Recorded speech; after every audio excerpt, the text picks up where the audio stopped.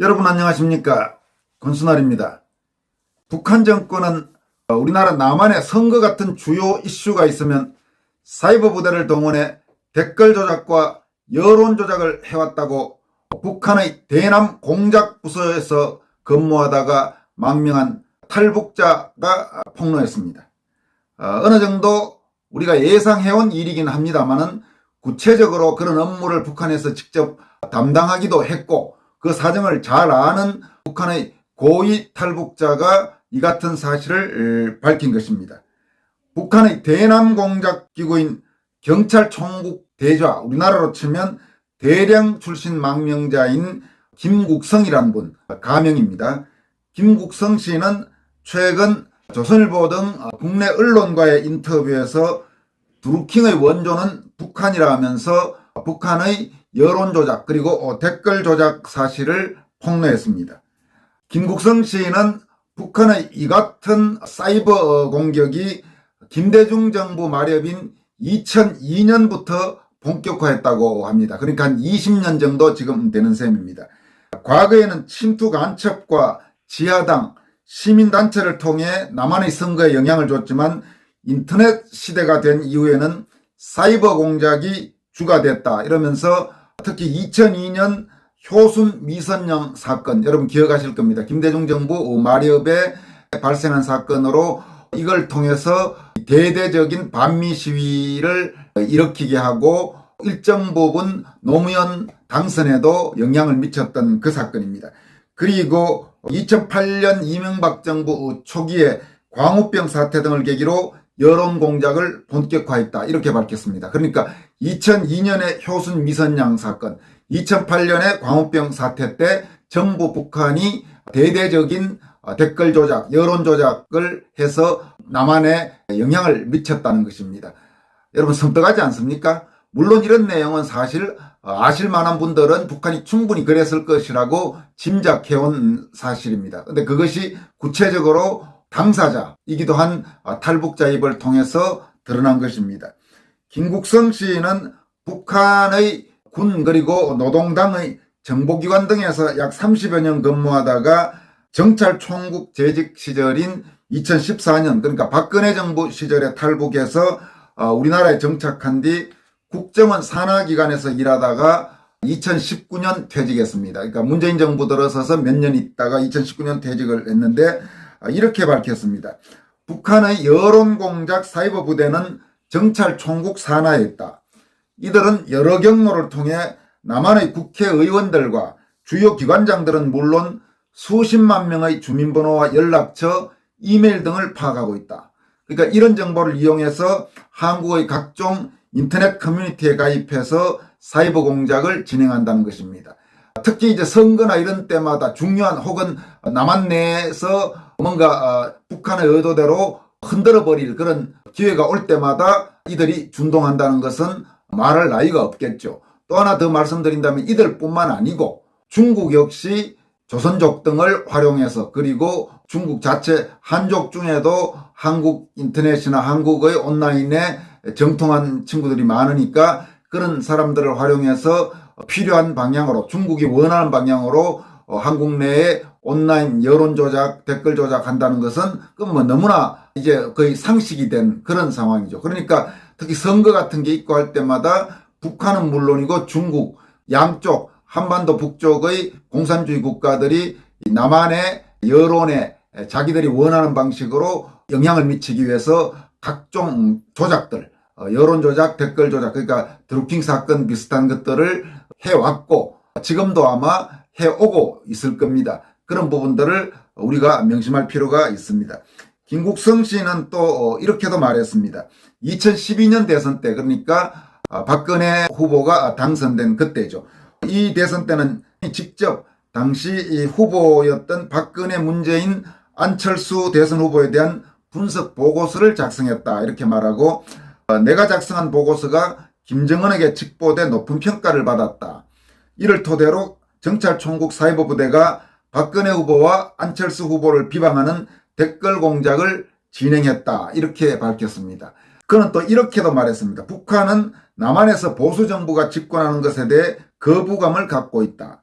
김정은 집권 이후 북한의 대남 전략은 핵 무력에 기초한 국방력 우위 전략으로 한국을 정치적 애속화시키는데 있다. 이렇게 밝혔습니다. 그러니까 2012년에도 북한이 각종 남한의 대선에 영향을 미치는 그런 조작을 해왔으니 탄핵정변 때는 오죽했겠습니까? 박근혜 대통령을 끌어내린 탄핵정변 때도 아마 북한이 열심히 활동했겠죠. 거기에 또 부안해동에서 우리 내부에서 깨춤친 그 많은 사람들은 자신들이 어떤 일을 하고 있는지, 결과적으로 누구의 이익을 위해 그런지도 모르면서 가짜뉴스들에 휘둘려서 온갖 말도 안 되는 그런 소리들을 해내서 결국은 현직 대통령을 끌어내리고 지금 같은 이런 5년을 맞이해버린 겁니다. 그러니까 그런 부분들을 우리가 항상 명심할 필요가 있습니다. 북한은 남한 내에서 자신들의 의도를 관철시키기 위해서 온갖 짓을 다 한다는 것을 항상 명심할 필요가 있습니다.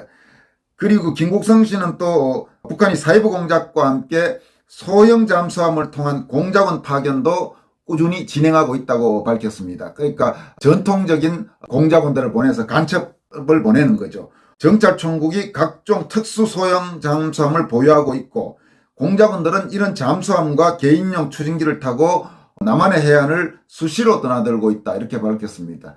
지금은 더 하겠죠. 아마 방공의식도 많이 약해졌고 정권 자체가 북한에 대해서 거의 굴종적인 정권이니까 어디 대북 경계나 이런 부분이 제대로 이루어지겠습니까? 그러니까 아마 우리나라 해안 통해서 들어오고 하는 거는 식은 죽 먹듯이 아마 이루어지고 있을 겁니다.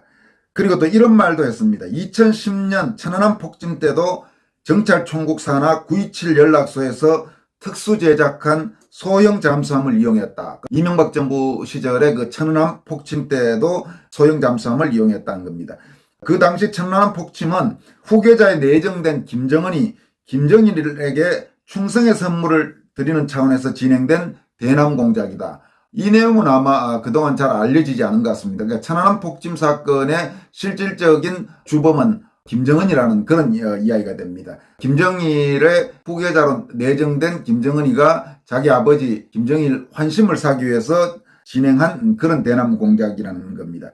김국성 씨는 또 함경남도 신포시 마양도에서 해군용 잠수함을 만들고 평양 대동강에 위치한 927 연락소는 특수 잠수함과 특수 선박을 제작하고 있다. 이렇게 밝혔습니다. 2013년 3월에 북한 관영방송인 조선중앙TV가 김정은이 1501 부대를 방문해 무인 신형 전투 함정 건조를 독려했다 보도했는데 여기가 바로 927 연락소라고 밝혔습니다. 김국성 씨는 또 이렇게도 말했습니다. 북한이 특수 소형 잠수함과 무인 전투함정 등 특수 선박을 이란 등 중동의 반미 국가들에 판매하는데 청송무역회사라는 위장무역회사를 통해 거래한다. 이렇게 밝혔습니다. 그러니까 무역회사라는 간판을 내걸고는 실제로 그걸 중동의 반미 국가들, 이란 같은 나라의 특수 소형 잠수함 같은 특수 선박을 수출한다는 것입니다. 그는 또 천안함 이전에 김정은이 정찰총국에 내린 1호 지시는 황장엽 전 노동당 비서를 살해하라는 것이었다. 황장엽 전 비서가 자연사하지 않았다면 암살당했을 것이다. 이렇게 말했습니다. 그러니까 김정은이가 정찰총국에 제일 먼저 내린 지시가 탈북자 황장엽을 살해해라 였는데 황장엽 씨가 노령으로 자연사를 했기 때문에 그나마 암살은 안 당했을 거다. 이렇게 밝힌 것입니다. 그리고 또 이번 인터뷰에서 우리가 짐작은 하고 있었던 내용이지만 중요한 내용을 밝힌 게 있습니다. 뭐냐면 북한의 공작원들이 남한의 중요한 기관들은 물론이고 종교계와 시민단체 여러 곳에서 활약하고 있다. 이렇게 말하면서 북한 공작원들이 종교계에 가장 발붙이기 쉽다. 또 정계, 법조계, 언론계에도 문어발처럼 뻗어 있다. 이렇게 밝혔습니다. 섬찟하지 않습니까? 북한 공작원들이 정치하는 쪽에는 현 여권의 친북, 종북 출신들이 많으니까 그런 쪽에 가 있을 거고 법조계에도 그러니까 판검사 중에도 있다는 이야기고 언론계에도 지금 문어발처럼 많이 뻗어 있고 종교계 그러니까 기독교, 천주교, 불교 이런 데도 곳곳에 지금 북한 공작원들이 뻗어 있다는 겁니다. 충분히 아마 그럴 겁니다. 과거 동서독 통일 이전에 심지어 서독에도 동독의 간첩들이 꽤 많았다는 것이 통일 이후에 밝혀졌고, 월남 역시 상당한 고위직에까지 월명의 스파이들이 들어있었으니 남북한은 오죽하겠습니까? 더구나 지금처럼 이렇게 허술한 체제에서 북한의 공작원들이 곳곳에 들어와 있다는 것은 이미 알만한 사람은 다 짐작하고 있는 그런 내용이 아닌가 싶습니다. 김국성 씨는 또 북한 돕기 명분으로 북한에 드나드는 사람들 가운데 일부는 충성맹세를 하고 노동당에 입당한 경우도 있다. 북한 공작기관은 민계 등으로 이들을 매수한다. 이야기도 알려진 내용이죠. 북한에 갔다 온 사람 중에 북한의 민계에 넘어가서 꼼짝없이 북한의 약점을 잡혀서 북한이 하자는 대로 하는 사람들이 곳곳에 많이 있다는 이야기가 지금까지 흘러나왔죠. 그런데 북한 정찰총국에 직접 근무했던 탈북자가 그 사실을 다시 뒷받침한 것입니다. 김 씨는 또 이렇게도 말했습니다. 북한에 와서 핵은 통일 이후 민족의 힘이기 때문에 제발 비핵화하지 말라고 말한 인사도 있다. 한국에 이런 인간도 있답니다. 한국에서 북한에 가서 북핵은 통일 이후 당연히 통일은 적화 통일을 말하는 거죠. 적화 통일 이후에 민족의 힘이기 때문에 북한이 비핵화하지 말아달라. 이런 인간들이 남한에서 지금 큰 소리 치고 살고 있습니다. 이걸 도대체 어떻게 해야 되겠습니까? 이런 인간들을 다 잡아내고 정리하고 해야 되는데 이게 지금 제대로 되지 않고 있는 것입니다. 김국성 씨는 평양 강동군 출신이고 이 집안이 김일성의 아버지인 김형직과 연관된 그런 사람이라고 합니다. 이렇게 배경이 좋아서 북한의 소위 영재 양성학교인 금성중학교 졸업하고 호위사령부에서 3년간 군복무를 한 뒤 노동당에 입당을 했고 김책공대, 인민경제대학, 김일성 정치군사대학을 졸업했다고 합니다. 남한 지하당 구축을 전문으로 하는 노동당 대외연락부에서 6년, 대남 공작을 기획 실행하는 당 작전부에서 10년, 해외정보 담당기관인 당 35호실에서 5년 거친 다음에 2009년 북한이 당 대외연락부 그리고 작전부 35호실 군정찰국을 통합해서 정찰총국을 만든 후에는 2014년 남한 망명 때까지 정찰총국 5국에서 대좌 그러니까 우리나라 계급으로 하면 대령으로 근무했다고 합니다. 그러니까 북한의 노동당, 군 이런 데서 아주 공작부서를 두루 섭렵한 그야말로 전문가죠. 김국성 씨가 이런 좋은 배경 그리고 북한의 출세 코스에 있다가 남한으로 망명한 데는 장성택 그러니까 김정은의 고모부였는데 김정은에 의해 처형당했죠. 장성택 처형 사건으로 장성택과 조금이라도 가까운 사람들은 무더기로 숙청하는 일이 벌어졌는데 김국성 씨는 장성택과도 친분이 있었기 때문에 본인도 살아남기 어렵겠다고 판단하고 망명을 한 것으로 그렇게 알려지고 있습니다.